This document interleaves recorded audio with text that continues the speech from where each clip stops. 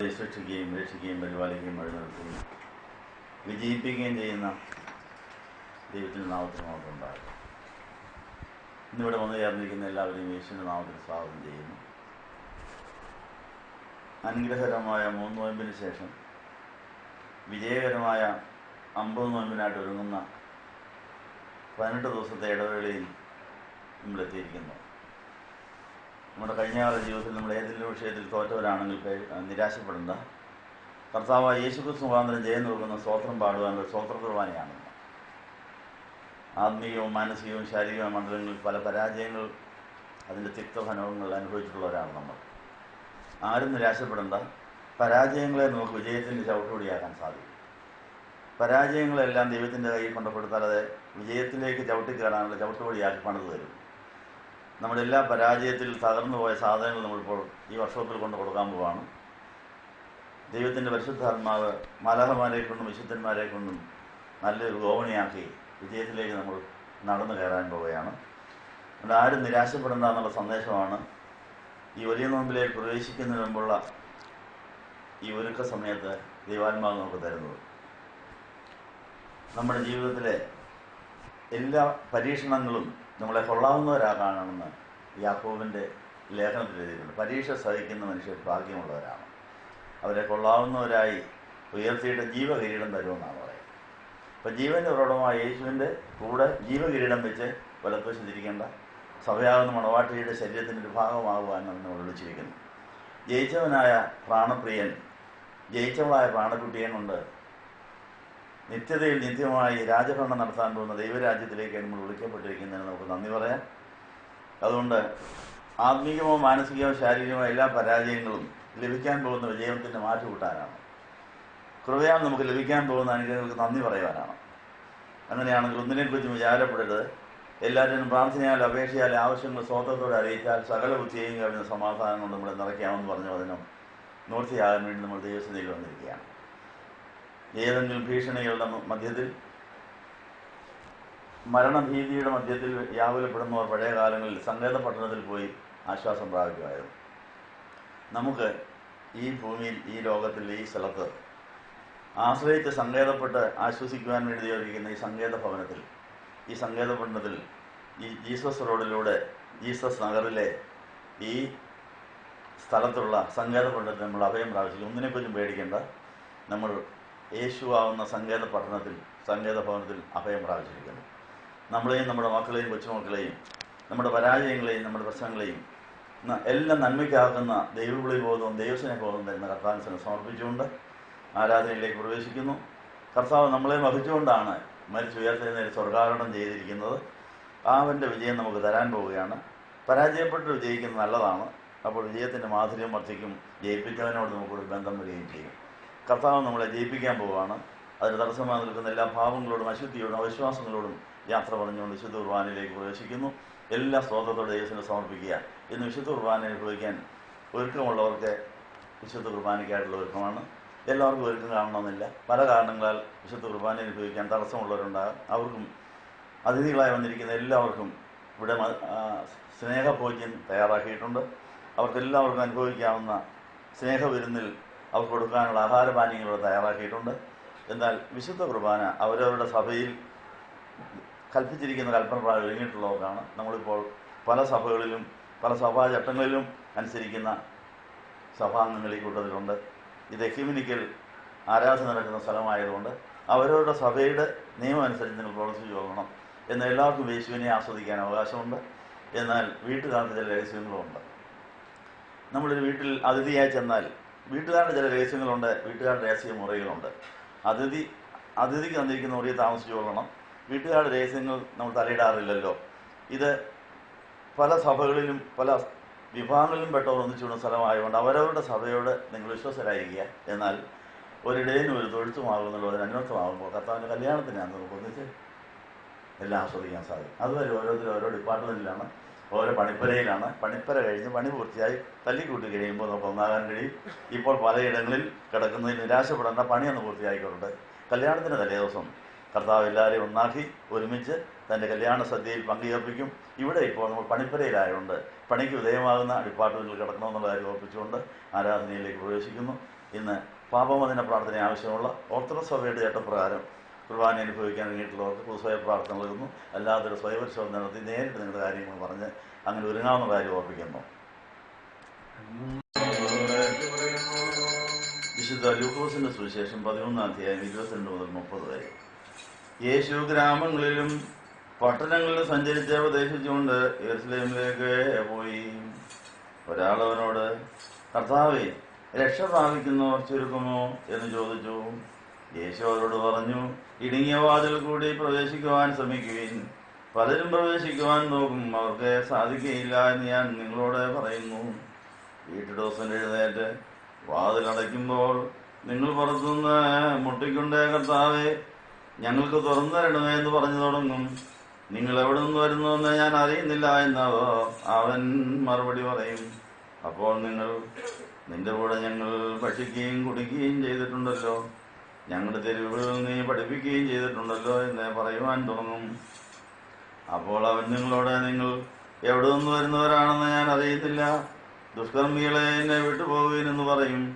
നിങ്ങൾ അബ്രഹാമിനെയും ഇസ്ഹാക്കിനെയും യാക്കോബിനെയും സകല പ്രവാചകന്മാരെയും ദൈവരാജ്യത്തിൽ കാണുകയും നിങ്ങൾ പുറത്തള്ളപ്പെടുകയും ചെയ്യുമ്പോൾ അവിടെ കരുത്തിലും പല്ലുകടിയും ഉണ്ടാകും. കിഴക്ക് നിന്നും പടിഞ്ഞാറ് നിന്നും തെക്ക് നിന്നും വടക്ക് നിന്നും വന്ന് ജനം ദൈവരാജ്യത്തിൽ പക്ഷത്തിലിരിക്കും. മുൻപന്മാരായി തീരുന്ന പിൻപന്മാരും പിൻപന്മാരായി തീരുന്ന മുമ്പന്മാരും ഉണ്ടെന്ന് അരുളി ചെയ്തു. സ്വല്പസമയം ഇരിക്കാം. വിശുദ്ധ ലൂക്കോസിന്റെ സുവിശേഷം 11-ാം അധ്യായത്തിന്റെ 22 മുതൽ 30 വരെയുള്ള വേദഭാഗം. കഴിഞ്ഞ കാലങ്ങളിൽ ദൈവം അറിയാതെ, കർത്താവ് അറിയാതെ നമ്മൾ പല കാര്യങ്ങൾ ചെയ്തതിന്റെ കേസുകൾ നമ്മുടെ ജീവിതത്തിൽ കിടക്കുന്നു. നമ്മൾ ഭക്ഷിച്ചതും കുടിച്ചതും വന്നതും പോയതും ചെയ്തതുമായ കാര്യങ്ങളെല്ലാം ദൈവം അറിഞ്ഞാണോ ചെയ്തത്? നമ്മുടെ പ്രാണൻ നമ്മുടെ പ്രവർത്തനങ്ങളിൽ കൂടെ സ്വർഗത്തിലെത്തിയോ അതോ പാതാളത്തിലെത്തിയോ? ഇനി രണ്ട് സാധ്യതയുണ്ടെന്നുള്ള കാര്യം ഇവിടെ ഓർപ്പിക്കുകയാണ്. നമ്മുടെ ശരീരത്തിൽ നിന്ന് വേർപെടുന്നതായ പ്രാണൻ ഇല്ലാതാകുന്നില്ല, സ്ഥലം മാറുന്നേ ഉള്ളൂ. അതിനാധാരമായൊരു ശാസ്ത്രീയ തത്വമുണ്ട്, എനർജി ഈസ് കോൺസ്റ്റന്റ് എന്ന്. പിള്ളേരെ സ്കൂളിലും കോളേജിലൊക്കെ പഠിക്കുന്ന ഒരു തത്വമാണ്, എനർജി കോൺസ്റ്റന്റ് ആണെന്ന്. നമ്മുടെ ജീവന്റെ എനർജി, നമ്മുടെ ജീവിതത്തിന്റെ എനർജി അല്ലെങ്കിൽ ജീവിതം ഇല്ലാതാകുന്നില്ല. നമ്മുടെ ശരീരത്തിൽ നിന്ന് വേർപെടുന്ന ജീവിതം നമ്മിൽ നിന്ന് പോയാലേ എവിടെയെങ്കിലും കാണും, ഇനി ഇല്ലാതാകാനൊക്കുന്നില്ല.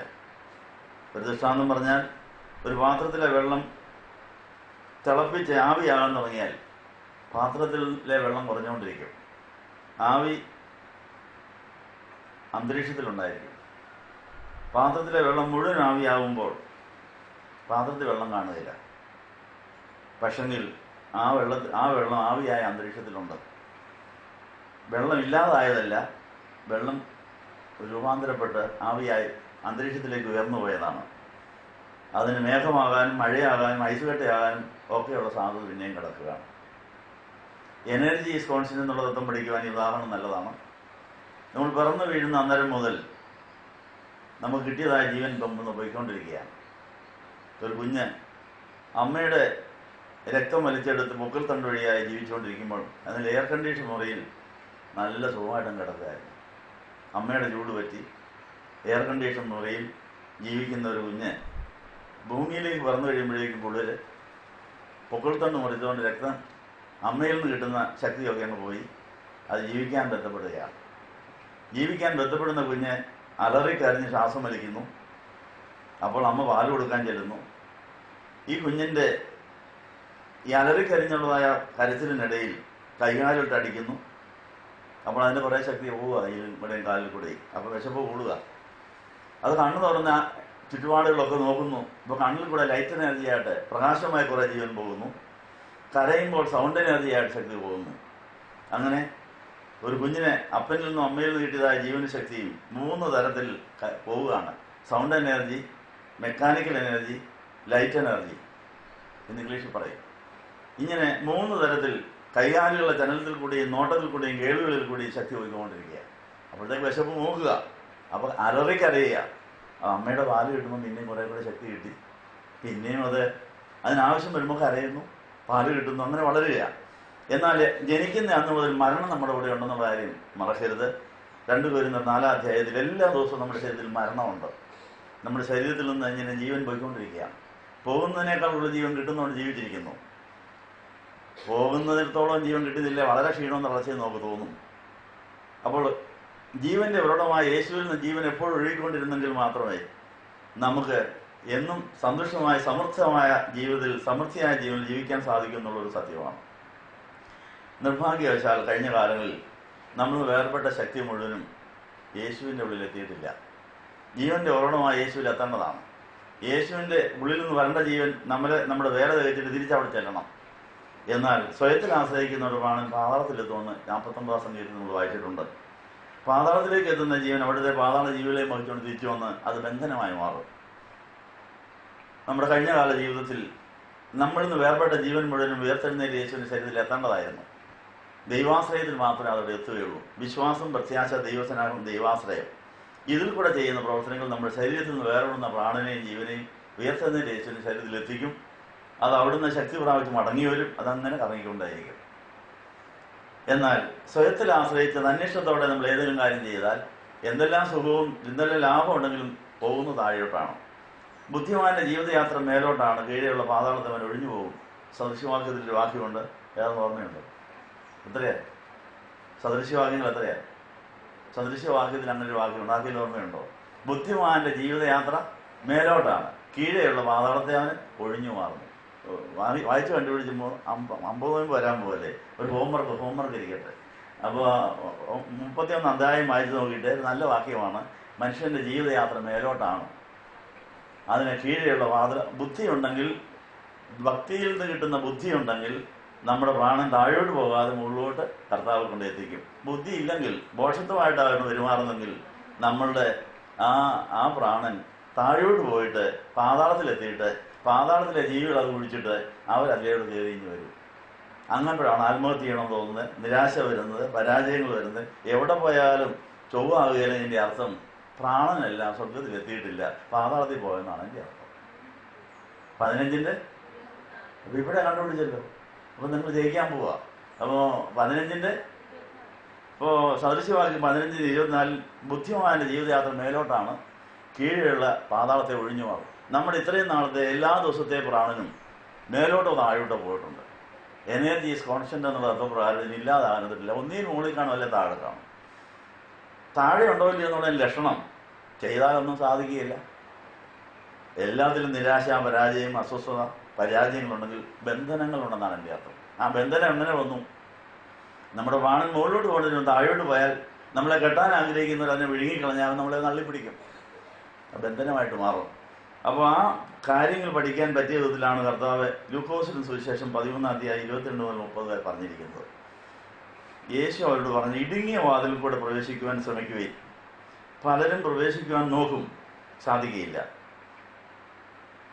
ഈ ഇടുങ്ങിയ വാതിൽ ഏതാണ്? നമ്മിൽ നിന്ന് വേർപെടുന്ന ജീവന ശക്തിയും യേശു ആകുന്ന ആ വാതിലിലൂടെയും വഴിയിലൂടെയും മാത്രമേ സ്വർഗത്തിലെത്തുകയുള്ളൂ. യേശുവിനെ കൂടാതെയുള്ളതായ നമ്മുടെ എല്ലാ വാക്കും പ്രവൃത്തിയും ചിന്തകളും വിശാലമായ വഴിയിലൂടെ പാതാളത്തിലേക്ക് പോവുകയാണ്. അപ്പോൾ ഇടുക്കുവാതിലൂടെ അകത്തടക്കാൻ പോരാടണമെന്നാണ് പറയുന്നത്. നമ്മൾ ആ പോരാട്ടം നടത്തുന്നുണ്ടോ? നമ്മുടെ ശരീരത്തിൽ നിന്ന് വേർപെടുന്ന ജീവൻ സ്വർഗത്തിലെത്തണമെന്നുള്ള നിർബന്ധം നമുക്കുണ്ടോ? അതോ സുഖിച്ചാൽ മതിയോ? നമ്മുടെ ആഗ്രഹങ്ങൾ സാധിച്ചാൽ മതിയോ? ജീവിച്ചാൽ മതിയോ? ആഹാരം കഴിച്ചാൽ മതിയോ? വീടുണ്ടായാൽ മതിയോ? കല്യാണം കഴിച്ചാൽ മതിയോ? പിള്ളേരുണ്ടായാൽ മതിയോ? സ്വർഗത്തിൽ പോകണമെന്നും കൂടി ആഗ്രഹം വേണം. അങ്ങനെ സ്വർഗത്തിൽ പോകാൻ പറ്റിയ വിധത്തിൽ നമ്മുടെ പ്രാണൻ യേശുവിൻ്റെ കൊടുത്തെങ്കിൽ മാത്രമേ അത് ഭദ്രമായി സ്വർഗത്തിൽ ഇരിക്കുകയുള്ളൂ. അത് മടങ്ങി വന്ന് കർത്താവിന് മണവാട്ടിയാവുകയുള്ളൂ എന്ന കാര്യം കൊലോസ്യർ 3 അധ്യായത്തിൽ നമ്മൾ വായിച്ചിട്ടുണ്ട്. നമുക്കിതുവരെയായി നമ്മുടെ കാര്യങ്ങൾ പൂർണ്ണമായി വിജയിക്കാത്തതിൻ്റെ കാര്യം എന്താ? ഇടുക്കുവാതിലൂടെ അകത്ത് കടക്കാനുള്ള പോരാട്ടത്തിൽ നമ്മൾ പരാജയപ്പെട്ടതാണ്. ഇടുക്കുവാതിൽ കണ്ടെത്തിയില്ലായിരിക്കാം. ഇടുക്കുവാതിൽ കണ്ടെത്താതെ നാശത്തിൻ്റെ വഴിയിലൂടെ നമ്മുടെ പ്രാണൻ പാതാളത്തിൽ പോയെന്നുള്ളതാണ് പ്രശ്നം. അതിനെ മുഴുവൻ തിരികെ എടുത്ത് യേശുവിൻ്റെ ഉള്ളിലാക്കാൻ ഒരു കാത്തിരിപ്പ് വേണമെന്നുള്ള കാര്യം 40 സംഗീതത്തിലുണ്ട്. ഞാൻ യഹോവയ്ക്കായി കാത്തിരുന്നു, അവനെങ്കിലേക്ക് ചാഞ്ഞു, എന്നെ നിലവിളി കേട്ടു, എന്നെ പ്രാണനെ കൊഴിഞ്ഞു തെറ്റിൽ കയറ്റി ഒരു പാറയിൽ നിർത്തി സ്തുതി എന്ന പാട്ട് എനിക്ക് തന്നു എന്ന് പറഞ്ഞ് സംഗീതത്തിനക്കാരൻ ഞങ്ങൾ ഒത്തിരി നാൾ കാത്തിരുന്നപ്പോഴാണ് പ്രാണൻ ഉയർത്തെഴുന്നേറ്റ് യേശുവിൻ്റെ ദൈവത്തിൻ്റെ ശരീരത്തിൻ്റെ സ്തുതി എന്ന പാട്ട് കിട്ടിയത്. അപ്പോൾ കഴിഞ്ഞ കാലങ്ങളിൽ നമ്മുടെ പരാജയങ്ങളെ നമ്മൾ വിജയത്തിൻ്റെ ചവിട്ടുപടിയാക്കാൻ പോവുകയാണ്. നമുക്കോ നമ്മുടെ മക്കൾക്കോ ശോഭനമായ ഭാവി ലഭിച്ചിട്ടില്ല എങ്കിൽ, നല്ല നിലയിൽ എത്തിയിട്ടില്ല എങ്കിൽ അവരുടെ വിലയേറിയ പ്രാണൻ പാതാളത്തിൽ പോയിട്ടുണ്ടെന്നാണ് എൻ്റെ അർത്ഥം. അത് എത്ര നാളത്തെ പോയി, ഏതെല്ലാം ഭൂതങ്ങളുടെ കയ്യിൽ അവയുണ്ട്, അവ എന്തെല്ലാം അവകാശവാദം പറയുന്നു, അത് തിരികെ വാങ്ങിക്കാൻ അവർക്ക് എന്തുമാത്രം പകരം കൊടുക്കണം, ഇതിൻ്റെ എല്ലാം കണക്ക് നോക്കുന്ന സ്വർഗ്ഗകോടതിയിലേക്ക് നമ്മൾ വന്നിരിക്കുകയാണ്. ഒരിക്കൽ കൂടെ പാവോദന പ്രാർത്ഥനത്തിനാണ് ഇടുക്കുവാതിലൂടെ അകത്ത് കിടക്കാതെ വിശാലമായ വഴിയിലൂടെ നമ്മുടെയും നമ്മുടെ മക്കളുടെയും പ്രാണൻ പാതാളത്തിലെത്തിയിട്ടുണ്ട്. അത് ബന്ധനവും ശാപവും അശുദ്ധിയും മുറിവും ചതവും ഒക്കെ ആയിട്ട് കിടക്കുകയാണ്. അതിലൂടെ നമ്മുടെ രക്തം ഒഴുകിക്കൊണ്ടിരിക്കുന്നു. ചിലത് രക്തഓട്ടം ഇല്ലാതെ ചതഞ്ഞു കിടക്കുന്നു. ഈ പ്രശ്നങ്ങൾക്കെല്ലാം പരിഹാരം വന്നെങ്കിലേ നമ്മുടെ കുടുംബം രക്ഷപ്പെടുള്ളൂ. അപ്പോൾ നമ്മുടെ കുടുംബത്തെ പ്രതിനിധീകരിച്ചുകൊണ്ട് നമ്മൾ വന്നിരിക്കുകയാണ്. ഒരാൾ വിശ്വസിച്ചാൽ ആ കുടുംബത്തെ മുഴുവൻ രക്ഷിക്കുന്ന പരിപാടി ദൈവത്തിനുണ്ട്. അപ്പോൾ ഈ വന്നിരിക്കുന്നവർ നമ്മുടെ കുടുംബത്തെ പ്രതിനിധീകരിച്ചുകൊണ്ട് വന്നിരിക്കുകയാണ്. നമ്മുടെ കുടുംബത്തിൽ അനിഷ്ടതാമസത്തിൽ കഴിയുന്നവർക്ക് രക്ഷ കിട്ടുവാൻ വഴി സ്വത്വം ചെയ്യുവാൻ യേശുവിലൂടെ നമ്മുടെ പ്രാണനെ സ്വർഗത്തിലെത്തിക്കാൻ പോവുക. സ്വർഗത്തിലെത്തിയിട്ട് അത് അനുഗ്രഹ സമാധാനമായി മടങ്ങി വന്നിട്ട് നമ്മിലൂടെ അടുത്ത തലമുറയിലേക്കും കഴിഞ്ഞ തലമുറയിലേക്കും ഒക്കെ നമുക്കതിനെ കടത്തിവിടാൻ ഇടയാകട്ടെ. അതിനെ ആഗ്രഹിക്കുന്നവർക്ക് എഴുന്നേൽക്കാം. അവർക്ക് വേണ്ടി ഒരിക്കലൂടെ പാവത്തിനും പ്രാർത്ഥന നടത്തുകയാണ്. നിങ്ങൾക്കെല്ലാവർക്കും സംപ്രീതി ഉണ്ടായിരിക്കട്ടെ. പുത്ര പരിശുദ്ധാത്മാവായ ത്രിയേക ദൈവത്തിനുള്ളതായ നമ്മുടെ വിശ്വാസം പുതുക്കുകയാണ്. പിതാവിനും പുത്രനുള്ളതായ വിശ്വാസം നമ്മൾ പുതുക്കി. പരിശുദ്ധാത്മാവിനും സഭയിലുള്ളതായ നമ്മുടെ വിശ്വാസം നമ്മൾ പുതുക്കുന്നതായി സമയം കാര്യസ്ഥനായ പരിശുദ്ധാത്മാവ് നമ്മുടെ ജീവൻ്റെ നിലവാരം ഇന്ന് അളന്നു കുറിച്ച് നമുക്ക് നോട്ടീസ് തരാൻ പോവുകയാണ്. നമ്മൾ പിറന്ന നാഴിക മുതൽ നമ്മിൽ നിന്ന് വേർപെട്ട ജീവൻ എവിടെയോ ഉണ്ട്. അത് പാതാളത്തിൽ എത്രയുണ്ട്, സ്വർഗത്തിലെ നമ്മുടെ പ്രാണപ്രിയനായ യേശുവിൻ്റെ മാറിൽ എത്രയുണ്ട് എന്നുള്ളത് പരിശുദ്ധാത്മാവിന് അറിയാൻ സാധിക്കുകയുള്ളൂ. കാര്യസ്ഥനായ പരിശുദ്ധാത്മാവിൻ്റെ കണക്ക് നമ്മളെ അറിയിക്കും. അതനുസരിച്ചിട്ട് പാതാളത്തിൽ പോയ പ്രാണനെ മുഴുവനും പിതാവിൻ്റെ വലത്തുഭാഗത്തിരിക്കുന്ന പുത്രൻ്റെ മാറിൽ എത്തിച്ചാലേ കല്യാണത്തിന് പോകാനൊക്കെയുള്ളൂ. നമ്മളെ കല്യാണത്തിന് വിളിച്ചിരിക്കുക. നമ്മുടെ മാമോദീസായിലൂടെ കർത്താവിൻ്റെ കല്യാണത്തിന് നമ്മളെ വിളിച്ചു. പക്ഷേ കല്യാണം നടക്കാത്തതിൻ്റെ കാര്യം എല്ലാം ഈ യേശുവിലൂടെ യേശുവിൻ്റെ ഉള്ളിൽ എത്തിയാലേ കർത്താവിന് നമ്മുടെ ഒരു അവകാശം വരുള്ളൂ. കർത്താവിനല്ലാത്തവരെ കർത്താവിന് വേണ്ട. എൻ്റെ ആത്മാവില്ലാത്തവൻ എനിക്കുള്ളവൻ അല്ല. നമുക്ക് എത്ര ശതമാനം ആത്മാവുണ്ട്? നമ്മൾ ഏതെല്ലാം ആത്മാക്കൾക്ക് നമ്മുടെ അവകാശമുണ്ട്? പരിശുദ്ധാത്മാവിൻ്റെ മുദ്രയും പരിശുദ്ധാത്മാവിൻ്റെ നിറവുള്ളവർക്ക് മാത്രമേ യേശുവിനോട് ചേരാനൊക്കെ ഉള്ളൂ. അല്ലെ പൊരുത്തക്കേട് വരും. അതുകൊണ്ട് കർത്താവ് കല്യാണം കഴിച്ചാൽ പിന്നെ പൊരുത്തക്കേടിന് കേസൊന്നും ഉണ്ടാകുകയില്ല. പൊരുത്തക്കേട് മാറ്റിയിട്ടേ കല്യാണം കഴിക്കുകയുള്ളൂ. ഏതെല്ലാം കാര്യത്തിൽ പൊരുത്തക്കേടുണ്ട്. അപ്പോൾ കർത്താവിൻ്റെ വചനം 100% വിശ്വസിച്ച് യേശുവിൻ്റെ പാതയിൽ മാത്രം സഞ്ചരിച്ച് യേശുവിനോട് ചോദിച്ച് മാത്രമെല്ലാം ചെയ്ത് ആ ഇടുക്കുവാതിലൂടെ എന്നും പ്രാണൻ യേശുവിൽ കയറിക്കൊണ്ടിരുന്നാൽ അവിടെ ഭദ്രമായിരിക്കും. അവിടുന്ന് ശക്തി വന്ന് നമ്മളെ കർത്താവിൻ്റെ കല്യാണ മണ്ഡപത്തിൽ എത്തിച്ചുകൊള്ളൂ എന്നുള്ള കാര്യം ഓർപ്പിക്കുന്നു. അതുകൊണ്ട് വേറൊരു ഭാഷയിൽ പറഞ്ഞാൽ നമ്മുടെ ശരീരത്തിൽ നിന്ന് വേർപെടുന്ന പ്രാണൻ സ്വർഗത്തിലെ ബാങ്കിലേക്കോ പിശാചിൻ്റെ ബാങ്കിലേക്കോ പോയിക്കൊണ്ടിരിക്കുക. അതിൻ്റെ പാസ്ബുക്ക് എടുക്കണം. ദൈവസന്നിധിയിൽ ചെന്നാൽ ദൈവാത്മാവ് പറയും, ഇത്ര ശതമാനം നിന്റെ നിക്ഷേപം സ്വർഗത്തിലുണ്ട്. നിക്ഷേപം സ്വർഗത്തിൽ സ്വരൂപിപ്പീൻ എന്ന് പറയാൻ കാരണം സ്വർഗത്തിലെ നിക്ഷേപത്തിൻ്റെ പിൻബലത്തിൽ മാത്രമേ വല്ല കടം കിട്ടുകയുള്ളൂ. അതിൻ്റെ പിൻബലത്തിൽ മാത്രമേ നമുക്ക് എന്തെങ്കിലും ആനുകൂല്യങ്ങളൊക്കെ ലഭിക്കുകയുള്ളൂ. പക്ഷെങ്കിൽ ദൈവസന്നിധിയിൽ അനുഗ്രഹത്തിന് വേണ്ടി നമ്മൾ അപേക്ഷ സമർപ്പിക്കുമ്പോൾ സ്വർഗത്തിലെ ബാങ്ക് ബാലൻസ് എത്രയുണ്ടെന്നാണ് നോക്കുന്നത്. ബാങ്ക് ബാലൻസ് മോശമാണെങ്കിൽ ഒന്നും കിട്ടുകയില്ല. അപ്പം ഇത്രയും നാളായിട്ടും നമുക്കോ നമ്മുടെ മക്കൾക്കോ വേണ്ടി അനുഗ്രഹം കിട്ടിയിട്ടില്ലേ സ്വർഗത്തിലെ ബാലൻസ് കുറവാണെന്നാണ്. എന്താ പോരെന്നാണ് ഇത്രയും പോരെ കുറെ കൂടെ ഇടാൻ പറയും. കാരണം എന്നാ, ഈ ബാങ്കിലേക്ക് വരേണ്ട ഡിപ്പോസിറ്റ് പിശാചിൻ്റെ ബാങ്കിലുണ്ട്. അവൻ ആ ഡിമാൻഡ് വെച്ചുകൊണ്ട് നിങ്ങളുടെ പുറകെ നടക്കുക. അത് കർത്താവ് അംഗീകരിക്കുന്ന ഒരു അവകാശമാണ്. ആ അവകാശം തീർന്ന് പിശാചിൻ്റെ ബാങ്കിലെ ഡെപ്പോസിറ്റ് മുഴുവൻ സ്വർഗത്തിലെ ബാങ്കിലേക്ക് ട്രാൻസ്ഫർ ചെയ്യുന്ന ഒരു ചെക്ക് എഴുതാവോ? ഇപ്പോൾ ചെക്ക് എഴുതി കൊടുക്കണം. അപ്പോൾ പിശാച് ചോദിക്കുന്നതും നഷ്ടപരിഹാരം കൊടുക്കേണ്ടി വരും. അവൻ പറയും, പാപത്താൽ വിൽക്കപ്പെട്ടവരുടെ പ്രാണൻ ഞാൻ അപഹരിച്ചെടുത്തതാ. പാപത്താൽ വിൽക്കപ്പെടുന്നവർ പിശാചിന് നമ്മളെ വിൽക്കുക. അപ്പോൾ അവൻ ചോദിക്കുന്നവർ പൊന്നുമല കൊടുത്താലേ അവൻ ഇതങ്ങോട്ട് വിട്ടു തരുള്ളൂ. അതാണ് കുഴപ്പം. അപ്പോൾ അതാണെങ്കിൽ ഇപ്പോൾ എല്ലാവരും ചെക്ക് എഴുതിയോ? ബാങ്ക് ഓഫ് ഹെവനിലേക്ക് ചെക്ക് എഴുതണം. എന്നിട്ട് പിശാചിനോട് പറയണം, നിന്റെ ഡെപ്പോസിറ്റ് ഞാൻ മുഴുവൻ വിഡ്രോ ചെയ്യുകയാണ്. അപ്പോൾ അവൻ പറയും, എനിക്ക് പകരമായിട്ട് ഇന്നൊക്കെ തന്നാലേ ഞാൻ ഇത് വിടുകയുള്ളൂ. കാരണം നിന്നെ തന്നെ എനിക്ക് വിറ്റതാ. യെശയ്യാ എത്ര അധ്യായത്തിലാണ് വിൽപ്പനയുടെ കാര്യം? 50-ലാണ് 51-ലാണ്. അപ്പോൾ യെശയ്യാ 50-51 വായിച്ച് നമുക്ക് സംശയം തീരും. അപ്പോൾ അതിനകത്ത് പാപം ചെയ്യുന്നവർ അവരവരുടെ പ്രാണനെ പിശാചിന് വയ്ക്കുക.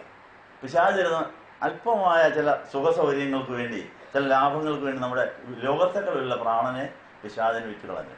അത് അവൻ്റെ ബാങ്കിലുണ്ട്. അവൻ അത് വെച്ചുകൊണ്ട് വ്യാപാരം ചെയ്തുകൊണ്ട് ലോകത്തിലുള്ളവരെ പാപം മുഴുവൻ ചെയ്യിപ്പിക്കുന്നത് ഈ ഡിപ്പോസിറ്റ് വെച്ചുകൊണ്ടാണ്.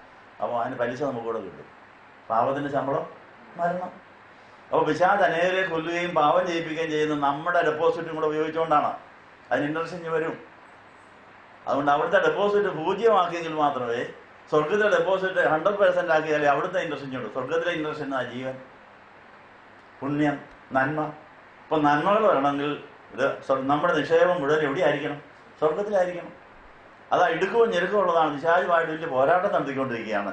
നമുക്കൊന്നും അവിടെ മക്കൾക്കോ അനുഗ്രഹമില്ലെങ്കിൽ, കാര്യങ്ങൾ നടക്കുന്നില്ലെങ്കിൽ ഡെപ്പോസിറ്റ് പിശാചിന്റെ ബാങ്കിലാണ് കൂടുതലെന്നാണ് എൻ്റെ അർത്ഥം. ഏതായാലും ഇന്ന് നമുക്കൊരു അപേക്ഷ സമർപ്പിക്കാം. കർത്താവേ, ഞാൻ അറിഞ്ഞോ അറിയാതെയോ ഞങ്ങളോ ഞങ്ങളുടെ പൂർവ്വരും പിശാചിന്റെ ബാങ്കിലേക്ക് ഞങ്ങളുടെ പ്രാണൻ പോയി, അതവിടെ കിടപ്പുണ്ട്. സ്വർഗത്തിലെ ഡെപ്പോസിറ്റ് വളരെ കുറവാണ്. ഞങ്ങൾ നമ്മൾ ട്രാൻസ്ഫർ ചെയ്യാൻ തീരുമാനിച്ചിരിക്കുന്നു. പ്രാർത്ഥനയാൽ ഉപവാസം അല്ലാതെ ജാതി മാറുകയില്ല. 50 നോമ്പ് എടുത്തോളാം, ബുധൻപള്ളി ഉപവാസം എടുത്തോളാം. അത് മാത്രമല്ല, എനിക്ക് പകരം വേറെ വല്ലതും കൊടുക്കാൻ നീ അവിടുന്ന് വേറെ ഒരു ലോൺ അനുവദിക്കേണ്ടി വരും. അപ്പോൾ നിനക്ക് പകരം ഭൂഷണിയെ സെവയും മറ്റു മനുഷ്യരെയും കൊടുത്തിരിക്കുന്നു എന്ന് പറഞ്ഞാൽ യെശയ്യാ 43:3 അനുസരിച്ച് പിശാചിന്റെ ബാങ്കിലെ നമ്മുടെ ഡെപ്പോസിറ്റ് സ്വർഗത്തിലേക്ക് മാറ്റാൻ അവൻ ചോദിക്കുന്നതോളം പകരം കൊടുക്കാൻ ഇന്നത്തെ സ്വർഗ കോടതി കൂടി നമുക്കൊരു ഗ്രാൻഡ് അനുവദിക്കും, ഒരു ലോൺ അനുവദിക്കും. അത് വെച്ചിട്ട് നമ്മുടെ പിശാചിന്റെ ബാങ്കിൽ സ്വർഗ ബാങ്കിലേക്ക് ട്രാൻസ്ഫർ ചെയ്യാൻ ഗഡുക്കളായിട്ടേ അവൻ വിടുകയുള്ളൂ. ചുമ്മാ മുഴുവനൊന്നും വിടുകയില്ല, കുറേശ്ശെ തന്നേക്കാമെന്ന് പറയും. അപ്പോൾ നമ്മൾ കേസ് കളിച്ചുകൊണ്ട് നടക്കേണ്ടി വരും. അതുകൊണ്ട് കുറേശ്ശെ ആയി നമ്മുടെ അവകാശം പിശാച് തട്ടിയെടുത്തത് അവനിൽ നിന്ന് സ്വർഗ ബാങ്കിലേക്ക് ട്രാൻസ്ഫർ ചെയ്ത് ആരംഭിക്കും. ഒരു ഇൻസ്റ്റാൾമെൻറ്റ് ഇന്ന് നമുക്ക് അടയ്ക്കാം. പിന്നെ 50 നോമ്പ് കഴിയുമ്പോൾ നമുക്കൊന്നും ചെക്കപ്പ് ചെയ്യുക. ഇങ്ങനെ കുറേശ്ശെ ആയിട്ട് നേട്ടം ലഭിക്കും. അതിനുവേണ്ടി പരിശുദ്ധാത്മാവുന്ന കാര്യസ്ഥൻ്റെ അടുത്ത് നമ്മൾ ചെക്ക് എഴുതി കൊടുക്കണം. ഏതാ മുഴുവൻ ട്രാൻസ്ഫർ ചെയ്യാൻ ഞങ്ങൾക്ക് ആഗ്രഹമുണ്ട്. നിയമപ്രകാരം ഗഡുക്കളായിട്ട് മുഴുവൻ മാറ്റിക്കോണം. അതെൻ്റെ കർത്താവ് വരാവും. കല്യാണം അതിന് മുമ്പ് നടത്തരുത്, ഞങ്ങളെ തള്ളരുത്, അറിയുന്നില്ല തട്ടരുത്, ഞങ്ങളെ കൂടെ കൊണ്ടുപോകണമെന്ന് പറഞ്ഞ് കർത്താവ് കല്യാണം മാറ്റിയിരിക്കുക. അത് യാചിക്കാൻ പോവുക. സഹോദരി സംഘങ്ങളെ, മാതാക്കളെ, ഗുരുക്കന്മാരെ ഞങ്ങൾ ക്ഷമിക്കണം. ഈ കുർബാന അംഗീകരിക്കപ്പെടാനുള്ളവരും ഞങ്ങൾക്ക് വേണ്ടിയും പ്രാർത്ഥിക്കണം.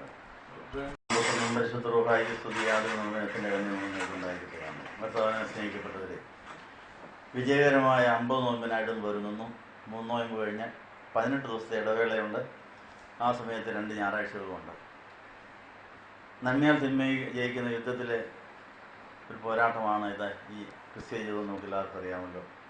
നമ്മൾ തോറ്റ വിഷയങ്ങളിലൊക്കെ ജയിക്കാൻ വേണ്ടി വീണ്ടും പരീക്ഷയ്ക്ക് പണം കെട്ടിവെച്ചിരിക്കുകയാണ്. പരീക്ഷ സഹിച്ചു കൊള്ളാവുന്നവരായി യേശുവിനോട് ചേരുന്ന അവയവങ്ങളായി തീരുവാൻ, മണവാളിനോട് ചേരുന്ന മണവാട്ടിയായി തീരുവാൻ നമ്മുടെ ജീവിതം വിജയത്തിൻ്റെ പാതയിൽ നമ്മൾ നീങ്ങുകയാണ്. പരാജയങ്ങളെ വിജയത്തിൻ്റെ ചവിട്ടുപടിയാക്കാൻ നമ്മൾ എല്ലാം ദൈവം സമർപ്പിച്ചു കഴിഞ്ഞു. നമ്മുടെ പിതാക്കന്മാരുടെ ഒരു നല്ല ഒരുക്കത്തിൻ്റെ പാരമ്പര്യം നമുക്കുണ്ട്. പഴയ കാലങ്ങളിൽ രാജാക്കന്മാർ യുദ്ധത്തിന് പോകുന്ന സമയം രാജ്യത്തിന് വേണ്ടി യുദ്ധം ചെയ്ത് മരിച്ചിട്ടുള്ള വീരചർമ്മം പ്രാപിച്ചിട്ടുള്ള പട്ടാളക്കാരുടെ ശവകുടീരങ്ങളിൽ പോയി അവർക്ക് റീത്ത് സമർപ്പിച്ച് സമരവീര്യം ഉൾക്കൊണ്ടുകൊണ്ടാണ് പഴയ കാലങ്ങളിലെ രാജാക്കന്മാരുടെ ഭടന്മാർ യുദ്ധത്തിന് പോയിക്കൊണ്ടിരുന്നത്. അതേ മാതൃകയിൽ നന്മയാൽ തിന്മയെ ജയിക്കുന്ന യുദ്ധമാണ് 50 നോയമ്പ്. 50 നോയമ്പിലെ വിജയം കൈവരിക്കുന്നതിന് മുമ്പ് ഇടയ്ക്കുള്ള ഇടവേളയിലെ 18 ദിവസം കൊണ്ട് 2 ഞായറാഴ്ചകളിലായി നമ്മൾ വാങ്ങിപ്പോയ എല്ലാ വിശ്വാസ വീരന്മാരുടെയും കല്ലറകൾ സന്ദർശിക്കും. ആദ്യമായി അടുത്ത ഞായറാഴ്ച നാളെ വാങ്ങിപ്പോയ സകല പുരോഹിതന്മാരുടെയും കബറിടങ്ങൾ സന്ദർശിക്കും. അതിൻ്റെ അടുത്ത ഞായറാഴ്ച വാങ്ങിപ്പോയ എല്ലാ വിശ്വാസികളെയും കബറിടങ്ങൾ സന്ദർശിച്ച് അവരൊക്കെയും യേശുക്രിസ്തുവിന് വേണ്ടി യുദ്ധം ചെയ്ത് മരിച്ചവരാണ്, വീരചർമ്മം പ്രാപിച്ചവരാണ്. അവരുടെ അസ്ഥികളൊക്കെ നമ്മോട് പലതും സംസാരിക്കാൻ കാണും. വിജയരഹസ്യങ്ങളും പരാജയ രഹസ്യങ്ങളും ഈ രണ്ടും അവർ നമ്മളെ പഠിപ്പിക്കും. ഞങ്ങൾ എന്തുകൊണ്ട് ഇന്ന യുദ്ധത്തിൽ പരാജയപ്പെട്ടു, നിങ്ങൾ അതിൽ പരാജയപ്പെടാൻ പാടില്ല. ഞങ്ങൾ ഇന്ന യുദ്ധത്തിൽ ഇന്ന പോലെ ജയിച്ചിട്ടുണ്ട്, അതിൻ്റെ കാരണം ഇതാണ്. കാരണം പരാജയ കാര്യങ്ങളും വിജയകാര്യങ്ങളുടെ രഹസ്യങ്ങൾ പഴയ കാലത്ത് യുദ്ധം ചെയ്തോട് ചോദിക്കുന്നിട്ട് പോകുന്നത് നല്ലതാണെന്നുള്ള കാര്യം നമുക്ക് എല്ലാവർക്കും അറിയാവുന്ന കാര്യമാണല്ലോ. അങ്ങനെ നാളെ വാങ്ങിപ്പോയ എല്ലാ പുരോഹിതന്മാരെയും ഓർക്കുന്നു. അതിൻ്റെ അടുത്ത ഞായറാഴ്ച വാങ്ങിപ്പോയ എല്ലാ നമ്മുടെ പ്രിയപ്പെട്ടവരെയും ഓർക്കുന്നു. അവർക്ക് സംസാരിക്കാൻ കഴിവുണ്ട്. ധനവാന്റെ ലാസന്റെ ഉപമ നമ്മൾ വായിച്ചിട്ടുള്ളതാണ്. ധനവാന്റെ ലാസന്റെ ഉപമയിൽ നിന്ന് കർത്താവ് പഠിപ്പിക്കുന്ന പാഠം, നമ്മൾ മരിച്ചാലും ജീവിതം തുടരുകയാണ്, ശരീരം പോകുന്നെന്ന് മാത്രമേ ഉള്ളൂ. ശരീരം കല്ലറയിൽ അടക്കപ്പെട്ടാൽ നമ്മുടെ ആത്മാവും ദേഹിയും കൂടെ ചേർന്ന ഒരു ശരീരം ആത്മലോകത്തിൽ ജീവിതം തുടരുന്നു. ധനവാനും ലാസറും മരിച്ചെങ്കിൽ രണ്ടുപേരുടെയും അനന്തര ജീവിതം ഒരു ഡ്രാമയിലെന്ന പോലെ, ഒരു നാടകത്തിലെന്ന പോലെ നമ്മൾ കാണുകയാണ്. കർത്താവ് രണ്ടുപേരെയും അവതരിപ്പിക്കുന്നു. ധനവാൻ വെള്ളം കിട്ടാത്തടുത്ത് വിഷമിക്കുന്നു. ലാസർ അബ്രഹാമിൻ്റെ മടിയിൽ ആനന്ദിക്കുന്നു. അവിടെ ചെന്നു കഴിഞ്ഞ് മാത്രമാണ് ധനവാനെ പുതിയ കാഴ്ചകൾ ലഭിച്ചത്. ജീവിതകാലത്ത് ആ ധനവാന്റെ പ്രാണൻ ഇടുക്കുവാതിലൂടെ അകത്ത് കടന്നില്ല. വിശാലമായ വഴിയിലൂടെ പാതാളത്തിൽ പോയി. പാതാള ജീവികൾ അവനെ ഞെരുക്കി വെള്ളം കിട്ടാത്തടുത്ത് ബന്ധിച്ചിരിക്കുന്നു. കാര്യം മനസ്സിലായി. ജീവിച്ചിരുന്നപ്പോൾ ഇത് പറഞ്ഞു കൊടുക്കാൻ ആരുമില്ലായിരുന്നു. താൻ മണിമാളികയിൽ കിടന്നവനും പട്ടുമെത്തയിൽ സുഖിച്ചവനും പട്ടിക്കൂടുമായി സന്തോഷമായി കഴിഞ്ഞവനുമാണ്. ഭാഗ്യമെന്ന് പലരും പറഞ്ഞു. പക്ഷെ മരിച്ചു കഴിഞ്ഞപ്പോഴാണ് വിവരം മനസ്സിലായത് തൻ്റെ പ്രാണൻ മുഴുവൻ പാതാളത്തിൽ പോകുമായിരുന്നു. തൻ്റെ സ്വയാശ്രയക്കാരനായിരുന്നു. സ്വയാശ്രയക്കാരനായി സാധുക്കളെ സഹായിച്ചാലും വലിയ ഗുണമൊന്നുമില്ല. ദൈവാശ്രയത്തിൽ വേണം ചെയ്യാൻ. ലോകപ്രകാരം ചിന്തിച്ചാൽ പഠിക്കലൊരു വ്രണം ബാധിച്ച ഒരു പാവപ്പെട്ടവനെ കെടുത്തത് വലിയ കാര്യമാണ്. പട്ടിയുടെ അടുത്തന്ന് കിടന്നോട്ടെന്ന് വിചാരിച്ചത് വലിയ കാരുണ്യമാണ്. പട്ടിക്ക് കൊടുക്കുന്ന ആഹാരത്തിൻ്റെ എച്ചിൻ്റെ ഒരു അറ്റം ഇയാൾക്ക് കിട്ടിയെന്നുള്ളത് സാധാരണ വിജയിച്ചത് അവർ വലിയ കാരുണ്യമാണ് കാണിച്ചിട്ടുള്ളത്. ദൈവാശ്രയത്തിൽ ചെയ്തൊരു പണിയല്ല, സ്വയാശ്രയത്തിൽ ചെയ്തൊരു കാര്യമായതുകൊണ്ട് അതിനും ഗുണമുണ്ടായിരുന്നു. എന്നാൽ പട്ടിക്കൂടിൻ്റെ അടുത്ത് കിടന്ന ആ ലാസർ ദൈവാശ്രയത്തിലാണ് അവിടെ കിടന്നത്. അവൻ്റെ പൂർവികരുടെ ശാപം തീരാനും തൻ്റെ ശാപം തീരാനും തൻ്റെ ശുദ്ധീകരണത്തിനും തൻ്റെ വ്രണങ്ങളെയും തൻ്റെ രോഗങ്ങളെയും അവൻ പ്രയോജനപ്പെടുത്തി. അതിനെ അവൻ രക്ഷാകരമാക്കി. അങ്ങനെ പൂർവ്വശാപവും വിദ്യാബോധവും അവൻ്റെ മറ്റു വല്ല പാപങ്ങളും ശാപങ്ങളും മാറ്റുവാൻ അവൻ്റെ രോഗത്തെ അവൻ സ്വാഗതം ചെയ്തു. അവനൊരു പൊതുകുഴപ്പമില്ലായിരുന്നു. അവൻ മാത്രമല്ല, അവൻ മറ്റുള്ളവരുടെ പാപശാപങ്ങൾ വഹിക്കുന്ന ഒരാളും കൂടെയായിരുന്നു, ഒരു സുവിശേഷനും കൂടെയായിരുന്നു. അതുകൊണ്ട് ആ ലാസർ ആ പടിക്കൽ വന്ന് കിടന്നത് ഈ ധനവാനെ രക്ഷിക്കാനും കൂടിയായിരുന്നു. തൻ്റെ പ്രാണൻ മുഴുവൻ രക്ഷപ്പെട്ടോ എന്ന കൂട്ടത്തിൽ തന്നെ ഒരു പ്രവാചകനും കൂടിയായിരുന്നു. മറ്റനേകരുടെ പാപശാപം വഹിച്ച് താൻ രോഗിയായതാണ്. അതിന് സൃഷ്ടിപരമായൊരു വശമുണ്ടായിരുന്നു. അപ്പോൾ ആ പടിക്കൽ കിടന്ന ആ ദരിദ്രൻ ദൈവത്താൽ അയക്കപ്പെട്ട ഒരു സുവിശേഷകനായിരുന്നു എന്നുള്ള കാര്യം ഈ ധനവാൻ മനസ്സിലായില്ല. ഒരു തെണ്ടി വന്ന് കിടന്നോണ്ട് അത് വിചാരിച്ച് കണ്ണടച്ചതേ ഉള്ളൂ. നമ്മളങ്ങനെ എത്രയോ പേരെ തള്ളിയിരിക്കുന്നു. നമ്മൾ അറിയാത്ത വേഷത്തിലും രീതിയിലും സുവിശേഷകരും പ്രവാചകന്മാരും കർത്താവ് നമ്മളെ സന്ദർശിക്കാറുണ്ട്, നമ്മൾ തിരിച്ചറിയാറില്ല. ആ ധനവാന്റെ രക്ഷയ്ക്ക് വേണ്ടി തന്നെ ദൈവത്താൽ നിയോഗിക്കപ്പെട്ട ഒരു പ്രവാചകനായിരുന്നു ആ രോഗിയായി ദരിദ്രനായി കിടന്നവൻ. അവൻ അവിടെ കിടന്നുകൊണ്ട് പ്രാർത്ഥിക്കുകയും അബ്രഹാമിനെയും ഇസ്ഹാക്കിനെയും യാക്കോബിനെയും ഒക്കെ വിളിക്കുകയും പ്രവാചക വചനങ്ങൾ ധ്യാനിക്കുകയും ഒക്കെ ചെയ്യുന്നുണ്ടായിരുന്നു. പക്ഷെ അതൊന്നും ഈ ധനവാന് അർത്ഥവത്തായിട്ട് തോന്നിയില്ല. വേണമെങ്കിൽ ഈ പാവപ്പെട്ടവനോട് വേണം ചോദിക്കുക, നീ എന്തിനാണ് ഇവിടെ വന്ന് കിടക്കുന്നത്? നീ എങ്ങനെയാണ് ദരിദ്രനായത്? ഞാൻ ദരിദ്രനാണെങ്കിൽ നിനക്കെന്നെ ഇത്ര സന്തോഷം, കൈകാലുകളിലൊക്കെ പൊണ്ണുണ്ടെങ്കിലും നിനക്കൊരു സന്തോഷവും സംതൃപ്തിയും ഉണ്ടല്ലോ, ഇവിടെ ഇങ്ങനെ അടിഞ്ഞു കിടക്കാൻ എന്താ കാര്യം എന്ന് ചോദിച്ചിട്ട് ഞാൻ പറഞ്ഞേനെ, ഇതെൻ്റെ കുടുംബത്തിൻ്റെ രക്ഷയ്ക്ക് വേണ്ടി ഞാൻ ഏറ്റുവാങ്ങിയ കഷ്ടതയാണ്. ഞാൻ മറ്റുള്ളവർക്ക് വേണ്ടി പ്രവർത്തിക്കുന്നു, അനേകരെ രക്ഷിക്കാനുള്ള ബന്ധപ്പാടിൽ യേശു രോഗം ശീലിച്ചതുപോലെ ഞാനും രോഗം ശീലിച്ചുകൊണ്ട് നിന്നെ രക്ഷിക്കാനാണ് ദൈവത്താൽ അയക്കപ്പെട്ട സുവിശേഷകനാണ് എന്ന് പറഞ്ഞ് സുവിശേഷം കേട്ടിരുന്നെങ്കിൽ, വചനം അനുസരിച്ചിരുന്നെങ്കിൽ വേണമെങ്കിൽ ആ ധനവാനായ മനുഷ്യനും വെള്ളം കുത്തുന്നത് അബ്രഹാമിന് വഴി പോകാമായിരുന്നു. ജീവിച്ചിരുന്നപ്പോൾ അത് മനസ്സിലായില്ല. മരിച്ചു കഴിഞ്ഞപ്പോൾ മനസ്സിലായി. അവിടുത്തെ അബ്രഹാമിനോട് അപേക്ഷിക്കുകയാണ്, ഇവനെ നാട്ടിലോട്ടൊന്നും ഇവിടെ, എൻ്റെ സഹോദരങ്ങൾക്ക് ഗതികേട് വരല്ലേ, ഈ ലാസർ തന്നെ പോയി പറഞ്ഞാൽ അവർ കേൾക്കും. അതൊന്നും നടക്കില്ല. ആ പ്രാർത്ഥനയൊന്നും ദൈവം കേട്ടില്ല. അവിടെ മോശയും പ്രവാചകന്മാരും അവർ പറയുന്നത് കേട്ടിങ്ങോട്ട് വരുന്നെങ്കിൽ വന്നാൽ മതി എന്നതാണ്. അപ്പം നമ്മൾ ഇത്രയും നാളും ഈ ലോകത്ത് ജീവിച്ചിട്ട് മോശയുടെയും പ്രവാചകന്മാരുടെയും സന്ദേശം ഉൾക്കൊണ്ടിട്ടുണ്ടോ? ദൈവാശ്രയത്തിൽ പ്രാണനെ സ്വർഗത്തിലേക്ക് വിട്ടുന്നുണ്ടോ? വേദപുസ്തകത്തിലെ എല്ലാ വചനങ്ങളുടെയും രക്തം ചുരുക്കം എന്താണ്? മറ്റുള്ളവർ നമുക്ക് ഇങ്ങോട്ട് ചെയ്യേണ്ടത് അങ്ങോട്ട് ചെയ്തേരെ, ഇങ്ങോട്ട് തരാത്തത് അങ്ങോട്ട് കൊടുത്തേരെ. ഇതിനകത്ത് ന്യായപ്രമാണ പ്രവാചകന്മാരും എല്ലാം ഉണ്ടെന്നാണ് കർത്താവിൻ്റെ ഗിരിപ്രഭാഷണത്തിൽ പറഞ്ഞു. എവിടെയാണെന്നറിയാമോ? മത്തായി 7:12. ഗിരിപ്രഭാഷണത്തിൽ കർത്താവ് മോശയും പ്രവാചകന്മാരും പറഞ്ഞതിൻ്റെ ചുരുക്കം ഇതാണ്: ദൈവത്തിൽ നിന്ന് വാങ്ങിച്ച് മറ്റുള്ളവർക്ക് കൊടുത്തുകൊണ്ടിരിക്കണം. ഒന്നും ആരിൽ നിന്നും പ്രതീക്ഷിക്കേണ്ട, ആരെയും ആശ്രയിക്കുക, ഒരു മനുഷ്യനെയും ആശ്രയിക്കരുത്, ഒന്നിനെയും ആശ്രയിക്കരുത്, ആരെയും ദൈവത്തെ മാത്രം ആശ്രയിക്കുക. അതാണ് വേദപുസ്തകത്തിന് നടുക്ക് കിടക്കുന്ന വാക്യം. അതേതാ? 18-ാം സങ്കീർത്തനം 8-ാം വാക്യം. ഈ രണ്ട് വാക്യങ്ങൾ ഓർത്താൽ മതി. പഴയ നിയമം ഒന്നും വായിച്ചില്ലെങ്കിലും ഇത്രയും കാര്യം ഓർത്താൽ മതി. നമ്മൾ ദൈവത്തിൽ മാത്രമേ ആരെയും ആശ്രയിക്കരുത്, ആരിൽ നിന്നൊന്നും പ്രതീക്ഷിക്കരുത്, ദൈവത്തിൽ നിന്ന് മാത്രം പ്രതീക്ഷിക്കുക. അപ്പോൾ ദൈവം ആർക്കും കൂടി എന്തെങ്കിലും തന്നാൽ ആ ദൈവം കൊടുത്തയച്ചാണെന്ന് ഞാൻ ദൈവത്തിന് നന്ദി പറഞ്ഞോണം, അവരെ അതിനും ആശ്രയിക്കരുത്. ഇങ്ങനെ വേദപുസ്തകത്തിൽ നടുക്കിടക്കുന്ന വാക്യം, ഗിരിപ്രഭാഷണത്തിൽ നടുക്കിടക്കുന്ന കർത്താവിൻ്റെ സന്ദേശം, ഇത് രണ്ടും കൂടെ കൂട്ടി കണക്ക് ചിന്തിക്കുകയാണെങ്കിൽ ഓരോ ദിവസത്തെയും പ്രാണൻ ദൈവാശ്രയത്തിൽ കർത്താവിൽ ഞാൻ എങ്ങനെ ജീവിക്കണം, എന്തിനു ജീവിക്കണം, ഇന്നത്തെ ജീവിതത്തിൻ്റെ ഉദ്ദേശം എന്താണ്, ഞാനത് ചെയ്തു പോരേണ്ട മുന്നിലിരിക്കുന്ന സൽപ്രവൃത്തി എന്താണ്. അങ്ങനെ പുണ്യങ്ങൾ ചെയ്ത് ഇടുക്കുവാതിലൂടെ നമ്മൾ പ്രാണനെ അകത്ത് കയറ്റിയാൽ അത് യേശുവിൻ്റെ അകത്ത് കാണും. അത് യേശു തൻ്റെ കല്യാണത്തിന് വരുമ്പോൾ മണവാട്ടി സഭയെ രൂപാന്തരപ്പെടുത്തുവാൻ ആ പ്രാണനെ ഉപയോഗിക്കുമെന്നാണ് കൊലോസ്യർ 3 നമ്മൾ വായിക്കുന്നത്. അതുകൊണ്ട് നമുക്ക് ഈ ഭൂമിയിൽ നിന്ന് കടന്നു പോകുന്നതിന് മുമ്പ് തന്നെ നമ്മുടെ അശ്രദ്ധ കൊണ്ടും അജ്ഞത കൊണ്ടും ബലഹീനത കൊണ്ടും നമ്മുടെ പ്രാണൻ പാതാളത്തിൽ പോയത് എത്ര ശതമാനമെന്ന് കണ്ടെത്തണം. അത് വീണ്ടെടുക്കാൻ കാത്തിരിക്കണം. 49-ാം സങ്കീർത്തനം, 40-ാം സങ്കീർത്തനം, 70-ാം സങ്കീർത്തനം, 119-ാം സങ്കീർത്തനം ഇതെല്ലാം വായിച്ച് ധ്യാനിച്ച് നമ്മുടെ പാതാളത്തിൽ പോയ പ്രാണനെ വീണ്ടെടുക്കാൻ യേശുവിൻ്റെ സന്നിധിയിൽ കാത്തിരുന്ന യേശുവിനോടൊപ്പം പാതാളം വരെ പോയ പ്രാണനെ വീണ്ടെടുക്കാൻ പാതാളം വരെ പോയി പ്രവർത്തിക്കുന്ന കർത്താവിനോട് സഹകരിക്കാമെങ്കിൽ എല്ലാ ആരാധനയും ധ്യാനത്തിലൂടെ നമുക്ക് വീണ്ടെടുപ്പ് ലഭിക്കും. അങ്ങനെ വീണ്ടെടുക്കപ്പെടുന്ന പ്രാണൻ കർത്താവിൽ ആനന്ദിക്കും, സന്തോഷിക്കും. അവർക്ക് മാത്രമേ ദൈവത്തെ സ്തുതിക്കാനൊക്കുന്നുള്ളതിന് അന്വർത്ഥമായി തീരും. ഇത് നിങ്ങൾ കേട്ട വെളിച്ചത്തിൽ നിങ്ങൾ സ്വർഗത്തിലെ ബാങ്കിലെ ബാലൻസ് ഷീറ്റ് നിങ്ങൾ പാസ്ബുക്ക് തുറന്ന് നോക്കണം. പാസ്ബുക്ക് അപ്ഡേറ്റ് ചെയ്യണം. ഇത് സ്വർഗത്തിലെ ബാങ്കിൻ്റെ ഒരു കൗണ്ടർ കൂടിയാണ്. മഞ്ഞ പേപ്പറിൽ എൻ്റെ ഇത്രയും നാളത്തെ ജീവിതത്തിൽ എൻ്റെ പ്രാണൻ എത്ര ശതമാനം സ്വർഗത്തിലെ ബാങ്കിലുണ്ട്, ലോകത്തിലെ വിലയേറിയ എൻ്റെ നിക്ഷേപം സ്വർഗത്തിലാണോ പാതാളത്തിലാണോ? പാതാളത്തിലാണെങ്കിൽ അത് മുഴുവൻ സ്വർഗത്തിലേക്ക് ട്രാൻസ്ഫർ ചെയ്യാൻ ഞാൻ തീരുമാനിച്ചിരിക്കുന്നു. എത്ര ഗഡുക്കളായിട്ട് ഇതിനെ മാറ്റാനൊക്കും? പിശാച് എന്തുമാത്രം നഷ്ടപരിഹാരം ചോദിക്കുന്നുണ്ട്, അതിന് കർത്താവ് എന്തുമാത്രം പകരം അനുവദിച്ചിട്ടുണ്ട്.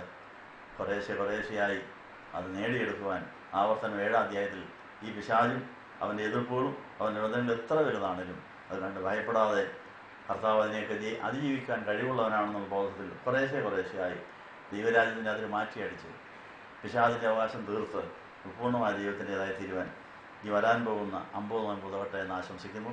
അതിന് മുമ്പ് 2 ഞായറാഴ്ചകളും വാങ്ങിപ്പോയവരുടെ സന്ദേശം കേൾക്കുവാൻ അവരുടെ കപടത്തിൽ പോകുന്നതാണെന്ന് അനുഭവിക്കുന്നു.